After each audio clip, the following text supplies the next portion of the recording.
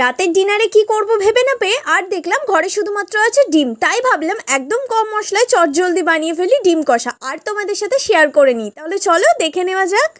সব প্রথমে ডিমগুলো আমি আগেই সেদ্ধ করতে বসিয়ে দিয়েছি। এবার একে একে ডিমগুলোকে ছাড়িয়ে নিয়ে কড়াইয়ের মধ্যে তেল দিয়ে, তেলটা গরম হলেই ডিমগুলো দিয়ে সামান্য লবণ, কাশ্মীরি লঙ্কা গুঁড়ো আর হলুদ দিয়ে ভেজে তুলে নেব।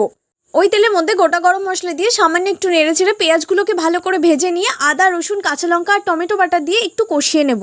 এরপর হলুদ গুঁড়ো, কাশ্মীরি লঙ্কা গুঁড়ো, জিরে গুঁড়ো, লবণ আর চিনি দিয়ে সবকিছু মিশিয়ে নিয়ে মশলাটা 2 মিনিটের জন্য কষিয়ে নেব।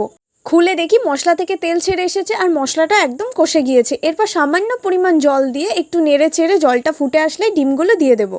আর একটু জলটা ফুটে গাঢ় হলেই ভাজা মশলাটা দিয়ে ভালো করে মিশিয়ে নিয়ে নামিয়ে নেব।